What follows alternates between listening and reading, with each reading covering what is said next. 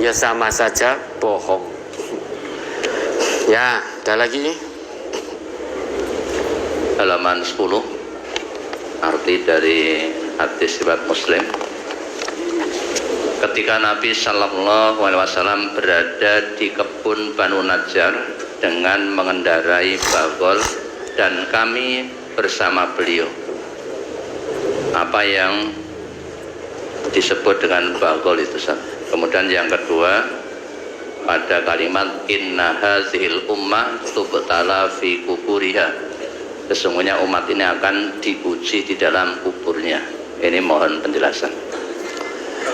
Bagol itu peranakan silang kuda betina dengan keledai jantan. Jadi kawin silang antara kuda betina dengan keledai jantan, itu bagol namanya.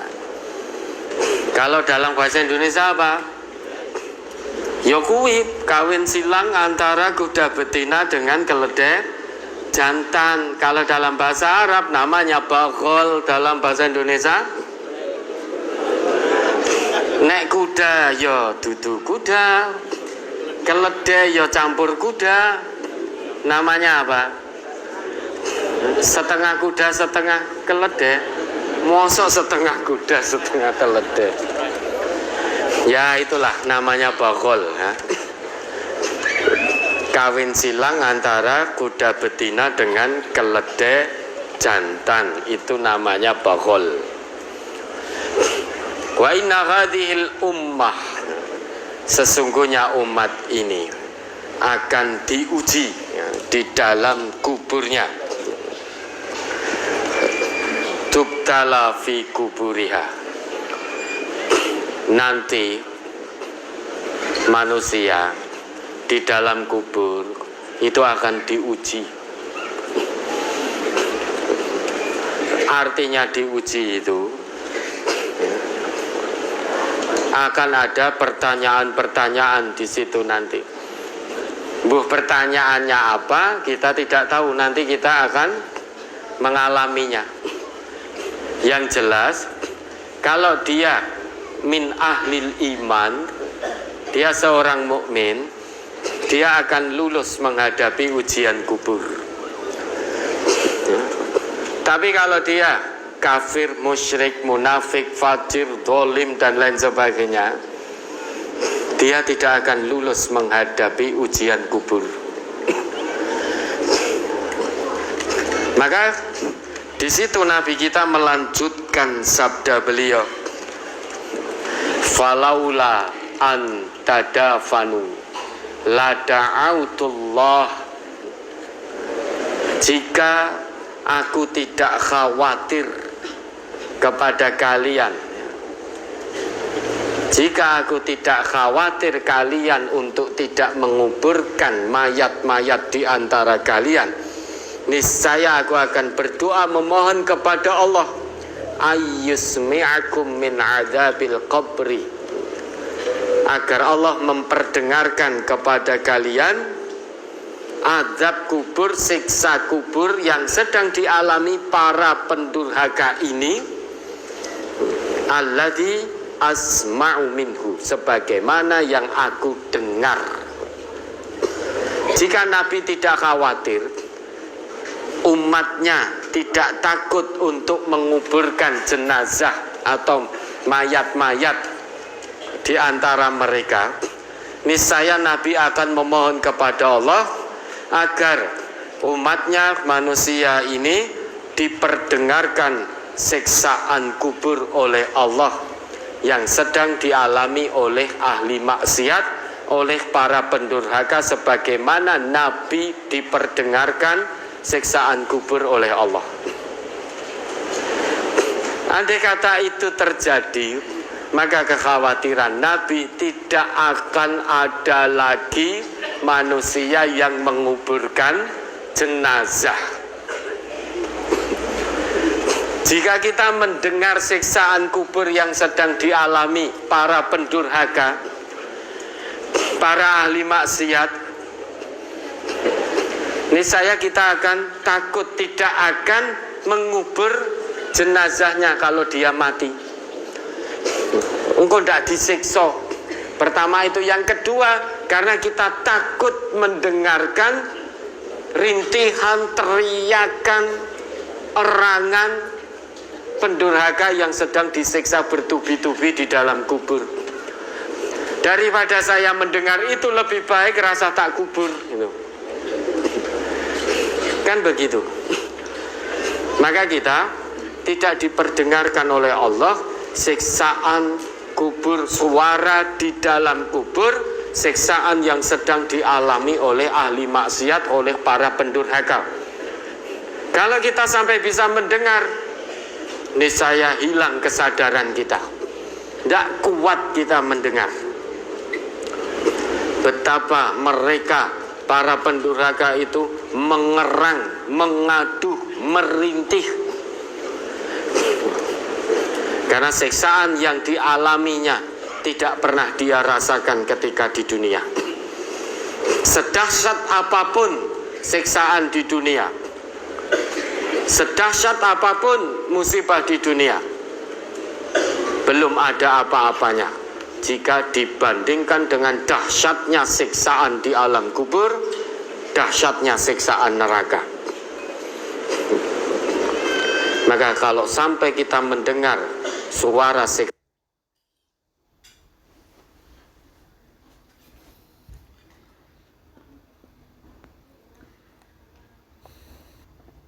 siksaan dalam kubur itu, niscaya kita sudah hilang kesadaran. Gak sanggup kita berdiri, gak sanggup kita membuka mata. Betapa dahsyatnya rintihan, aduhan, erangan dari para pendurhaka yang sedang mengalami siksaan bertubi-tubi. Sampai kapan? Hatta yab'atsakallahu ilaihi yaumal qiyamah. Sampai Allah bangkitkan kamu dari kubur itu pada hari kiamat untuk dipindah ke siksaan yang lebih dahsyat dan lebih membinasakan, yaitu neraka. Artinya siksaan itu tanpa putus. Coba. Jadi di alam kubur disiksa terus bertubi-tubi sampai Allah datangkan hari kiamat. Kemudian dia akan dipindahkan tempat penyiksaan, yaitu di neraka, yang lebih dahsyat lagi siksaan, lebih membinasakan lagi.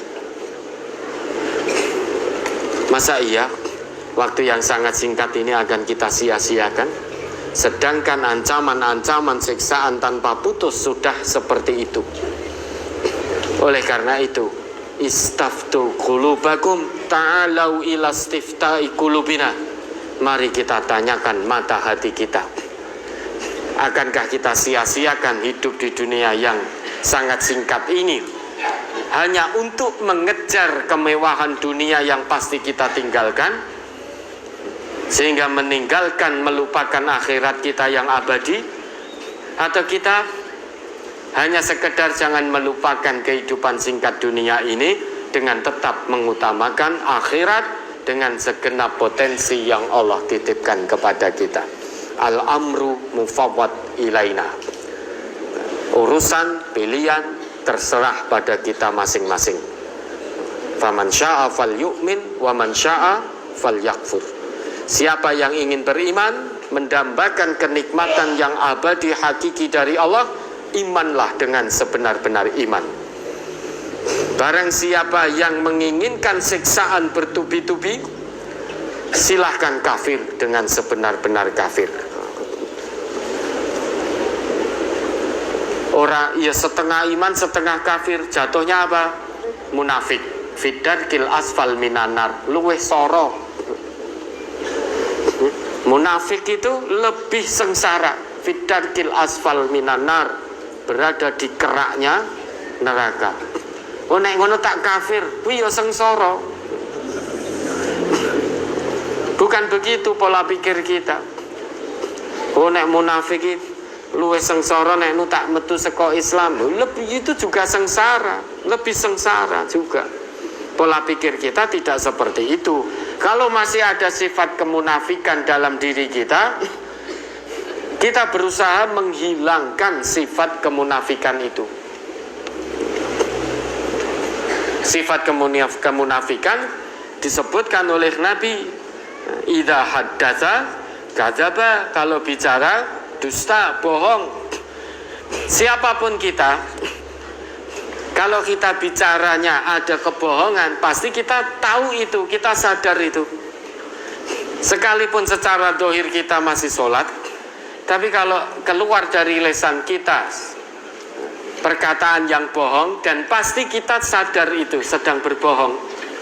Ada perkataan bohong, ketahuilah, berarti dalam jiwa kita ada sifat kemunafikan.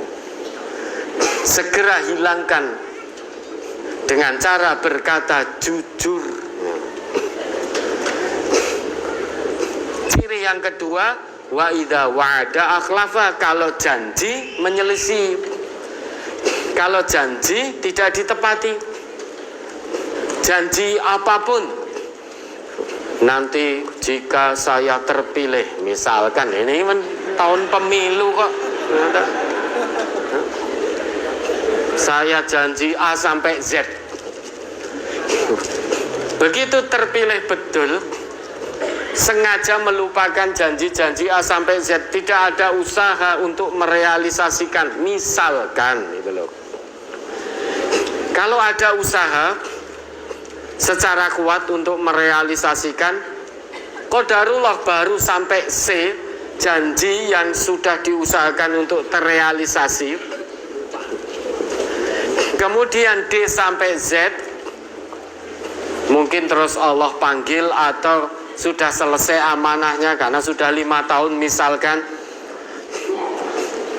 tetapi dia berusaha betul untuk merealisasikan janji-janjinya, insya Allah tidak ada sifat kemunafikan.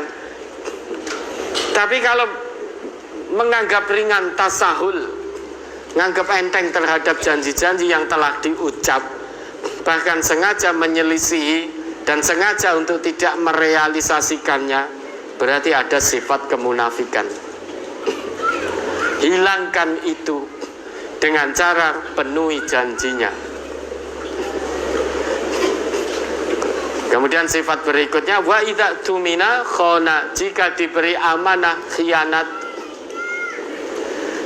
Tidak jadi pribadi yang muktaman, tetapi berkhianat terhadap amanah. Meskipun zahirnya masih sholat, tetapi dia berkhianat. Sedangkan Allah tegaskan, ya ayyuhalladzina amanu la takhunullah war rasul wa takhunu amanatikum wa antum ta'lamun. Wahai orang-orang yang telah ngaku iman, jangan kamu berkhianat pada Allah. Artinya tetap tunduk patuh pada Allah. Jangan berkhianat kepada Rasulullah. Artinya tetap tunduk patuh pada kebenaran yang dibawa oleh Rasulullah. Dan jangan pernah kamu berkhianat terhadap amanah apapun yang ada padamu sedang kamu mengetahui. Kita tidak mungkin tidak tahu kalau ada amanah datang ke kita. Hakikatnya hidup ini juga amanah dari Allah, amanah ilahiyah. Maka jangan khianati amanah ini. Amanah jabatan, jangan sikapi jabatan sebagai jabatan. Kalau Bapak Ibu mensikapi jabatan kedudukan sebagai jabatan, jenengan akan gila jabatan. Dan jenengan akan merasa menjadi pejabat. Kalau sudah merasa menjadi pejabat, akan gila hormat. Tapi kalau kita hamba Allah yang beriman, datang amanah kedudukan, amanah jabatan, jangan pandang ia sebagai jabatan, tapi pandang ia sebagai amanah. Kalau kita memandangnya sebagai amanah, kita akan merasa terus diawasi oleh Allah.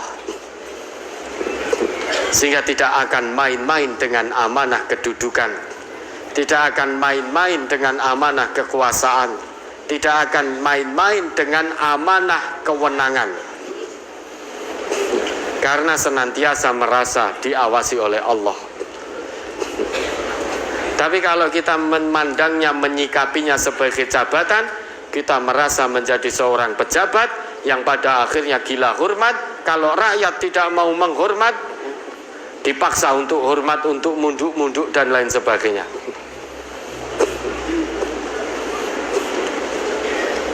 Maka siapapun, kalau datang amanah kewenangan, amanah kedudukan, amanah kekuasaan, pandang ia sebagai amanah, bukan sebagai jabatan. Berbeda cara memandang, berbeda pula cara menunaikannya. Memandangnya sebagai jabatan, bukan sebagai amanah, maka sudut pandangnya hanya seputar jabatan dan pejabat, hanya itu saja. Tapi kalau memandangnya sebagai amanah, maka dia akan tunaikan itu sebagai amanah ilahiyah, sehingga terus merasa diawasi oleh Allah. Dengan demikian akan menjadi pribadi yang muktaman, pejabat yang muktaman, bukan pejabat yang haus jabatan, yang haus hormat, tetapi pejabat yang muktaman, yang amanah, terus merasa diawasi oleh Allah, sehingga betul-betul pas diberi amanah kewenangan, amanah kedudukan oleh Allah. Ya, itu ciri-ciri kemunafikan. Kalau itu ada, segera hilangkan dari diri kita. Ya, ada lagi? Ini menyambung pertanyaan yang pertama tadi, Ustaz, yang paling awal. Mohon dikuatkan lagi bagi saudara-saudara kita yang aktif di elemen apapun, seperti di SAR, Satgas, ambulan, dan lain-lain. Tapi sebagian dari saudara kita ini aktif di bidangnya itu, tapi dalam kajian gelombang ataupun kelompok seolah-olah gampangke. Enggak apa? Gampangke memudahkan tasahul. Apa enggak apa? Gampangke. Tasahul. Oh, gampangke. Oh, krungu dengar saya enggak pakai. Gampangke tasahul gitu lah. Meremehkan gitu ya. Gelombang sering telat, bahkan sering izin giat, dan kelompok pun jarang datang dan tanpa keterangan yang jelas.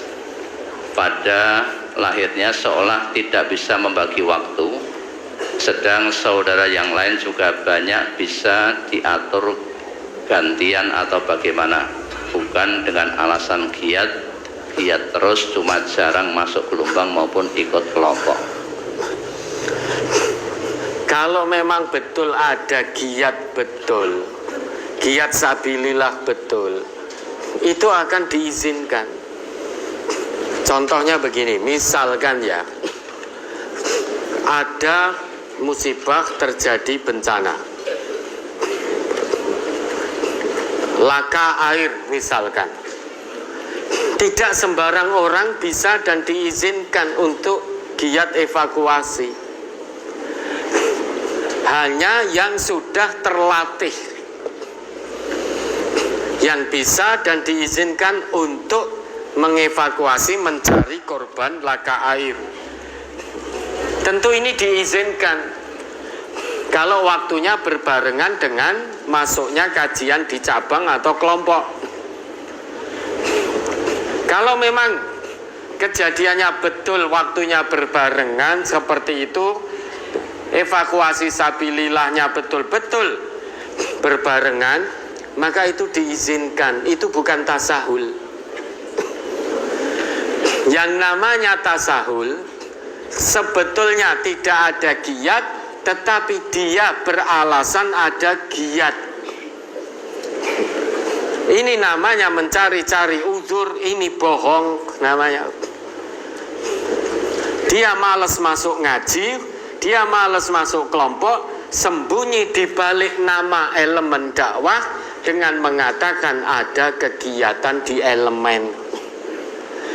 Padahal bisa diatur waktunya, kecuali giat-giat evakuasi seperti tadi. Itu berbarengan, misal pohon tumbang, brok gitu. Kita dimintai bantuan karena sudah terlatih, alhamdulillah Allah sudah beri alat lengkap. Delalah pas waktu kajian, mosok izin sih nanti dulu, apa namanya, semoyo nanti dulu ya, tunggu saya tak ngaji sih. Ya dalane ngetolang-ngetolang pohonnya di tengah jalan, itu akan mengganggu, macet total. Maka kalau itu kejadiannya pas waktu kajian, diizinkan datang untuk segera menyingkirkan pohon itu. Jangankan pohon tumbang di tengah jalan, duri sekecil apapun disingkirkan dari jalan, itu sedekah, perbuatan baik. Maka kita tetap husnudon dulu ya, jangan suudon, kita husnudon dulu. Husnudonnya apa? Saudara-saudara kita yang tergabung di elemen dakwah kita ini, itu betul-betul ada kegiatan sabilillah, uzur yang dibenarkan oleh syariat. Tapi kalau memang betul-betul tidak ada uzur, dia mencari-cari uzur untuk meninggalkan kajian di cabang maupun kelompok, coret namanya dari elemen dakwah. Karena embrio kita itu ngaji di cabang, baru kemudian ada elemen-elemen dakwah. Semua personel yang tergabung dalam elemen dakwah MTA harus aktif ngaji di cabangnya masing-masing. Kecuali ada uzur syar'i, insya Allah diizinkan. Kalau mencari-cari uzur dan itu terus dinasehati tidak mau, tetap sembunyi di balik nama elemennya, coret yang bersangkutan dari elemen dakwah itu, biar fokus ngaji di cabang. Kalau di cabangnya juga igla-igli, males-malesan melebu, coret sudah. Kita tidak butuh kuantitas, karena kita tidak sedang ikut pemilu, maka nggak butuh jumlah. Butuhnya apa? Kualitas. Kualitas akan mengalahkan kuantitas. Kam min fi'atin qalilatin ghalabat fi'atan katsiratan biiznillah.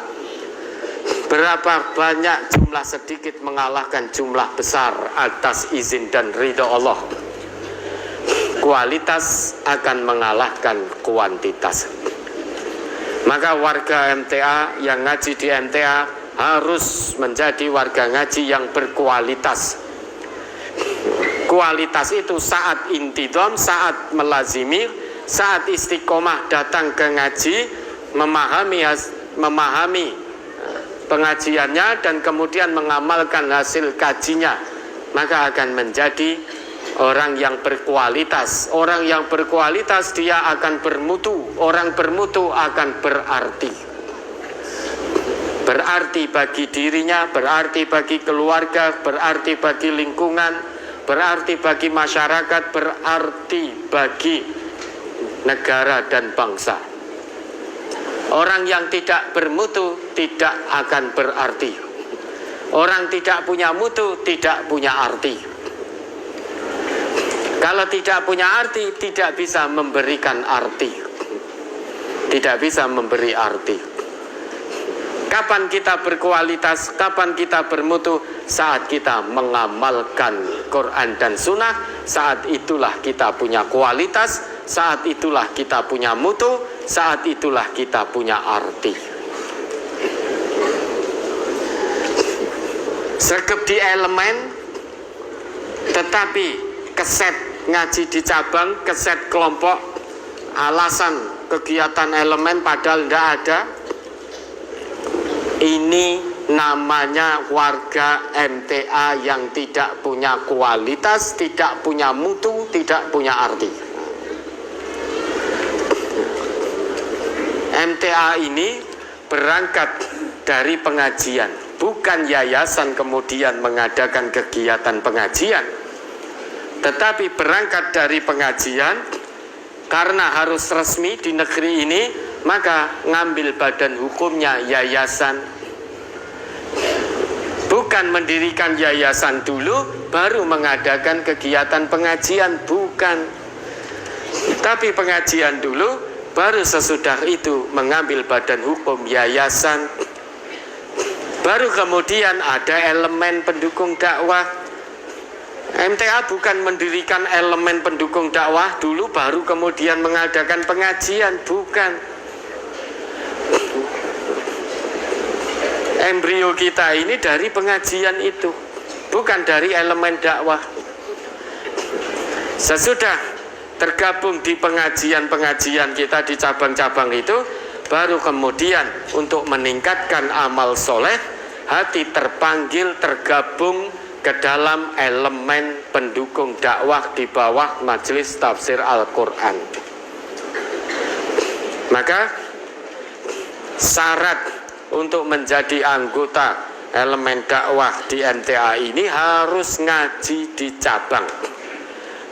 Kalau ada kegiatan yang dibenarkan oleh syariat, udhur syar'i, seperti evakuasi yang tidak bisa ditunda itu diizinkan meski waktunya berbarengan dengan waktu kajian di cabang ataupun di kelompok kecilnya.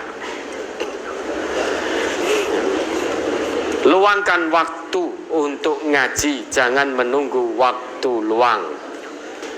Meluangkan waktu untuk ngaji itu kita akan tertib datang ke pengajian jika tidak ada udhrun syar'iyyun. Kalau ada udhur syar'i, maka izin pemberitahuan, izin ya. Kalau tidak izin berarti dianggap bolos, 3 kali bolos coret sudah. Oh kejem ben. Kebaikan itu harus dengan kedisiplinan. Kebaikan tanpa kedisiplinan kalah dengan kebatilan yang dijalankan dengan kedisiplinan. Al-haq bilan nidam yakhlibul batil bin nidam. Kebenaran, kebaikan tanpa kedisiplinan itu akan kalah melawan kebatilan yang dijalankan dengan kedisiplinan. Ngaji itu baik karena menjadikan kita baik, maka harus diatur dengan kedisiplinan kebaikan. Kedisiplinan kebaikan ini harus kita taati secara kebersamaan, secara ikhlas, panggilan hati. Yang berkeberatan tidak ada paksaan. Tidak ngaji di MTA juga tidak masalah. Toh kita tidak ada yang memaksa untuk ngaji di MTA. Kalau ada ayat la ikraha fiddin, kalau boleh meminjam ayat itu, la ikraha fi majlisi tafsiril Quran. Tidak ada paksaan untuk ngaji di MTA. Tapi kalau sudah ngaji di MTA, harus mau dengan nidom-nidom kebaikannya, harus mau dengan kedisiplinan kebaikan. Karena kebaikan, kebenaran tanpa nidom kebaikan itu omong kosong. Itu omong kosong. Sholat itu baik tidak? Baik. Kalau tiba-tiba Allah tidak berikan aturan tentang sholat, oleh ora sholat, kira-kira ada nggak manusia yang sholat? Nggak ada. Tidak ada. Allah perintahkan sholat, waqimus sholat, tetapi tiba-tiba Allah tidak berikan sanksi bagi orang yang sengaja meninggalkan sholat. Allah tidak berikan sanksi, tidak dicatat dosa, tidak disiksa oleh Allah. Dirikan sholat, ning sholat ya oleh, ora sholat ya oleh. Kira-kira ada enggak manusia yang sholat? Enggak ada. Oleh karenanya perintah kebaikan dari Allah diatur dengan kedisiplinan kebaikan. Kalau kedisiplinan ini tidak dijalankan oleh hambanya, ada sanksi dari Allah.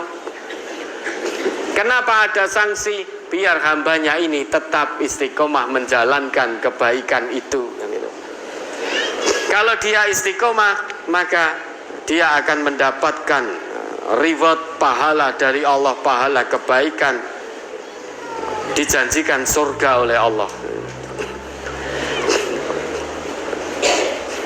Maka kebaikan harus dengan disiplin kebaikan, aturan kebaikan. Tanpa kedisiplinan, kebaikan tidak akan terwujud. Kebaikan tinggallah kebaikan, tetapi tidak bisa dijalankan karena tidak adanya kedisiplinan. Maka bagi warga ngaji di MTA, salah satu bentuk kedisiplinan kebaikan ini, kita ngaji di cabang itu di absen. Tujuannya apa? Kalau yang bersangkutan tidak hadir, biar kita tahu keadaannya. Apakah yang bersangkutan sakit? Kok tidak hadir di pengajian? Kalau sakit, sudahkah berobat? Kalau belum berobat, apa sebab belum berobatnya? Apakah tidak ada biaya? Atau tidak ada yang mengantarkan berobat? Kalau tidak ada biaya, ya segera kita berlomba ulurkan tangan. Kalau tidak ada yang mengantar, segera kita ulurkan bantuan untuk mengantar.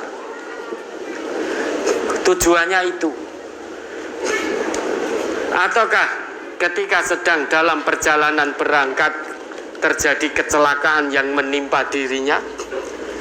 Kalau sekarang kecelakaan dirawat di mana? Terus siapa yang menunggu? Siapa yang melayaninya di rumah sakit dan lain sebagainya? Kalau belum ada yang menunggu, maka kita bahu-membahu secara bergiliran 24 jam piket di rumah sakit itu, melayani, bahkan sampai taraf ganti pempes, membersihkan kotoran dan lain sebagainya. Tidak ada hubungan darah di antara kita. Dan itu yang selama ini alhamdulillah Allah anugerahkan dalam kebersamaan MTA. Tidak ada kata jijik, tidak ada kata gilo ketika harus membersihkan kotoran saudaranya yang tidak ada hubungan nasab sama sekali. Tapi persaudaraan kita lebih daripada sekedar persaudaraan nasab. Persaudaraan kita karena iman dan takwa. Maka perlu presensi itu, tujuannya biar kita tahu kondisi saudara ngaji kita. Kalau memang betul butuh ditolong, segera kita ulurkan pertolongan. Apapun bentuk pertolongan itu. Kok sampai tidak datang ke pengajian? Jadi presensi itu bukan untuk menakut-nakuti, bukan, hanya untuk memantau. Oh, ini saatnya saya bertemu saudara saya di hari ini. Kok saudara saya tidak datang? Ada apa ini? Apakah sedang mencari nafkah karena keluarganya kelaparan, tidak ada yang dimakan? Tidak ada yang dimakan karena memang tidak punya uang untuk membeli makanan? Kalau memang itu yang terjadi, berdosa kita membiarkan saudara kita tidak bisa makan karena tidak ada sesuatu yang dimakan dan tidak ada uang untuk membeli makan, kok kita diamkan. Berdosa kita. Ingat Bapak Ibu, pengajian di MTA ini kita berusaha untuk mewujudkan masyarakat yang marhamah. Masyarakat yang berkasih sayang antara satu dengan yang lain. Karena itu perintah Allah. Summa kana minal ladzina amanu wa tawassaw bis sabri wa tawassaw bil marhamah. Maka pengajian di MTA ini berusaha untuk mewujudkan masyarakat yang marhamah, masyarakat yang saling berkasih sayang satu dengan yang lainnya, masyarakat yang saling tolong menolong satu dengan yang lainnya, masyarakat yang saling perhatian satu dengan yang lainnya, masyarakat yang saling nasihat menasihati tentang kebenaran dan kesabaran satu dengan lainnya. Bukan menjadi masyarakat yang saling mencaci, bukan menjadi masyarakat yang saling membenci, mengintimidasi dan mendolimi, bukan menjadi masyarakat yang saling membiarkan untuk tidak memberikan pertolongan pada saudaranya yang butuh pertolongan dan bantuan. Itulah ciri hamba Allah yang mukmin, yaitu senantiasa berkasih sayang satu dengan lainnya. Maka mari keluarga besar MTA kita sinergikan pikiran kita, ilmu kita, tenaga kita, kekuatan kita, kesehatan kita, harta kita, nyawa kita untuk apa? Li'i'la'i kalimatillah, untuk meninggikan kalimat Allah. Kita sinergi maju dalam kebersamaan menggapai kebaikan dan ridho dari Allah Subhanahu wa ta'ala secara kebersamaan. Mudah-mudahan Allah meridhai. Ada lagi? Pertanyaan dari brosur cukup. Alhamdulillah selesai ini ya. Hidup sesudah mati ini berarti kehidupan akhirat, dan ini pasti terjadi, tidak mungkin tidak. Kehidupan ini nanti pasti akan kita alami. Tentukan sejak di dunia ini, di kehidupan yang sangat panjang nanti mau bertempat tinggal di mana, surga atau neraka. Tentukan sejak di dunia, di kehidupan yang sangat singkat ini. Ya, sudah? Ini jam 11, pertanyaan langsung. Ya, pertanyaan langsung ya boleh diakhiri, ya boleh. Ya, mari. Bapak Ibu, diambil mic-nya, disebutkan nomornya. 13, 27. Ya, baik. Sudah cukup. 11, 13, 17, 27. Oke, Pokoknya yang paling terakhir mesti yang terdengar. silakan dimulai dari mic nomor 11 dulu. Persiapan 13.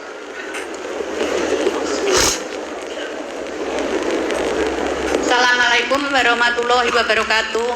Waalaikumsalam warahmatullahi wabarakatuh. 8. Saya Bu Sutarmirah dari Ambarawa Cabang Bandungan, Ustadz. Ya, Bu Sutarmirah ya, mari. Ini Ustadz, saya mau tanya, kalau jari saya itu kena pesu. Terus Kena saya apa? balut pakai tantoplas. Itu kalau mau wudu, itu dibuka apa enggak, Ustadz? Boleh dibuka apa enggak? Terus keduanya, betulkah Ustadz kalau kamar mandi yang ada WC-nya itu tidak boleh untuk wudhu, Ustadz? Yang ketiga, karena saya itu orang tua yang bodoh, satu. Saya mau tanya, Ustadz. Ya. Kalau apa itu surat Qul a'udzu birabbil falaq itu mohon dijelaskan karena saya belum dong. Yang artinya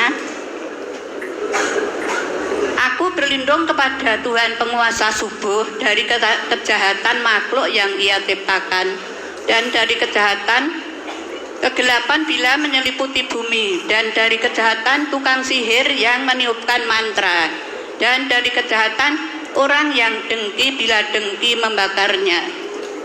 Cuma itu Ustadz yang tanya-tanyakan. Terima kasih atas jawabannya, dan semoga keselamatan tetap terlimpah kepada kalian semua. Amin. Teriring rahmat dan berkah Allah. Amin. Cuma itu Ustadz. Beli wonten kalepatan kawula anggen kawula matur, kawula pribadi nyuwun agung sih pangapunten. Assalamualaikum warahmatullahi wabarakatuh. Waalaikumsalam warahmatullahi wabarakatuh.